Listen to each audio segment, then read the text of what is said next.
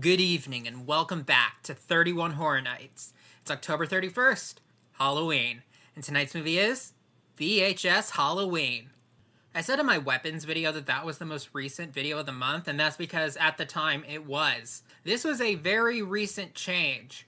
This is the perfect movie to watch for a Horror Nights finale. It is an anthology movie, it's found footage, it's about Halloween. And as someone who has seen so many found footage movies, it might come as a surprise to you that I have never seen a VHS movie before this. I think I saw like the first segment of the first one and then I got bored and turned it off. And since then, it has turned into a franchise. I think this is the 8th one. In fact, now that I think about it, I think this might actually be the longest running found footage franchise. The Paranormal Activity series only has 7 movies, so with this film, VHS at least surpassed that. From what I can tell, the formula for the VHS movies is just someone finds a bunch of spooky tapes and they're all connected, or maybe not, I don't know. The only found footage anthology horror movie I can think of, at least right now, is The Dark Tapes, and I thought that was pretty good. But when it comes to horror anthology movies in general, there's a lot more to pick from. Trick or Treat was really good. The Mortuary Collection was one of the best movies I've ever seen for Horror Nights. And apparently this movie was very well received. Hopefully it can end this year's Horror Nights on a good note. Let me go check it out. Every year for Horror Nights, I try to have one movie that really fits like the Halloween vibe and save that for last. So far, they've all been either okay or really good, with the examples of Trick or Treat, Haunt, and the Mortuary Collection. Never before have I like straight up disliked or hated the final movie of a Horror Nights. That ends today. I don't just hate VHS Halloween. This is my least favorite movie of the entire month.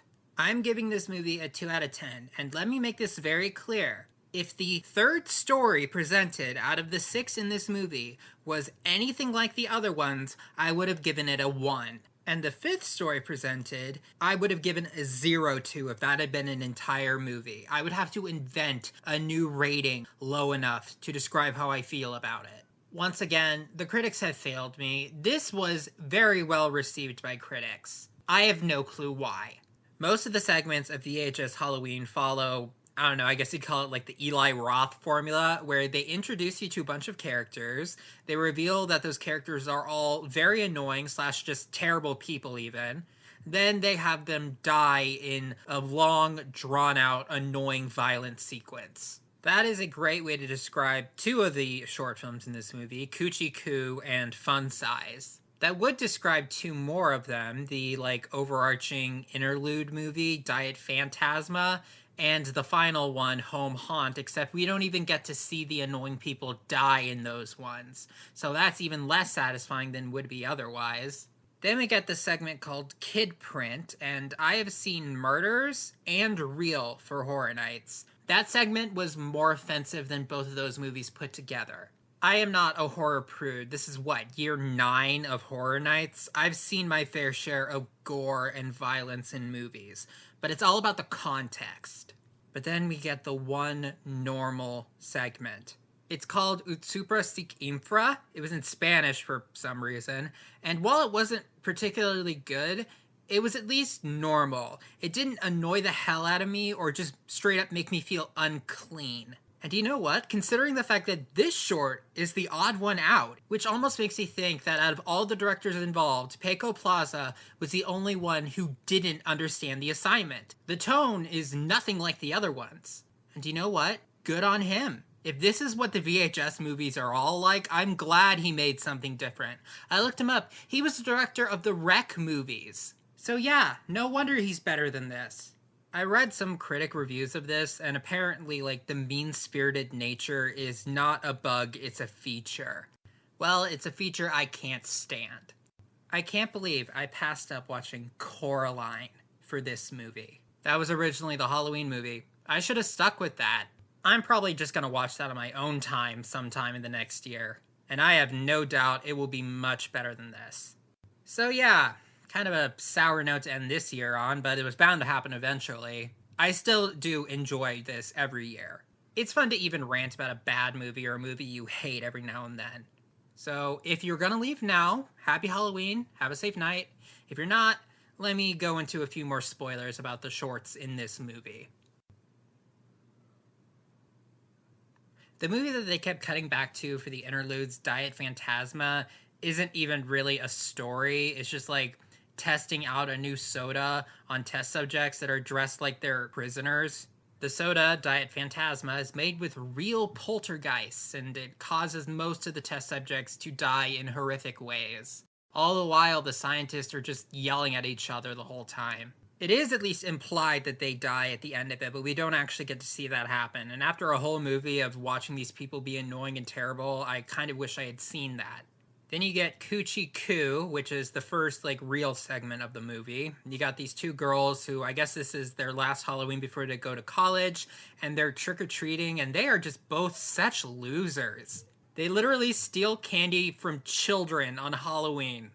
At the end of the night, they see this one house that looks like deserted, but the lights, every light in the house like ramps up and then like dims out again. It's like a pulsing.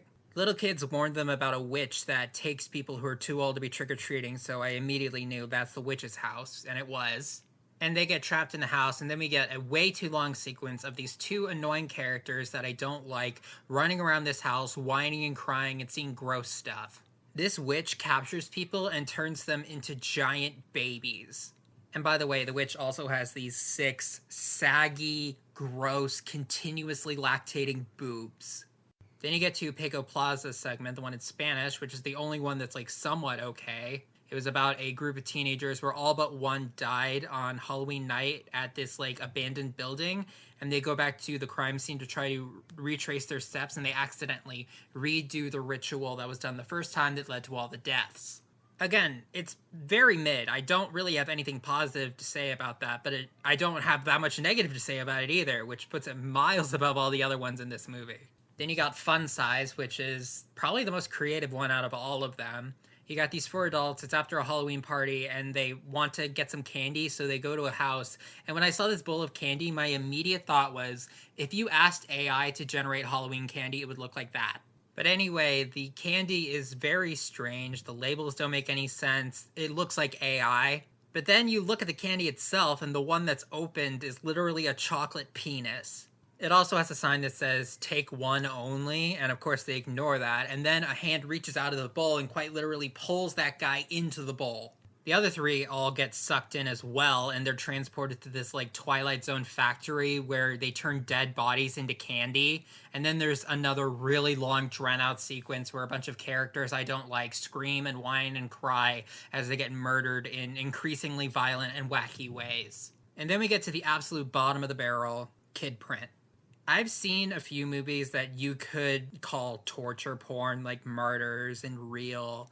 This is the first time I can think of where that torture porn was being enacted on children, which is a line I don't know if I've ever even seen a horror movie cross. It just feels wrong to me. You can have kids die in horror movies, but I don't want to see it. I don't want to hear them cry and beg for help as they get mutilated. What is wrong with you? I felt unclean after watching that segment.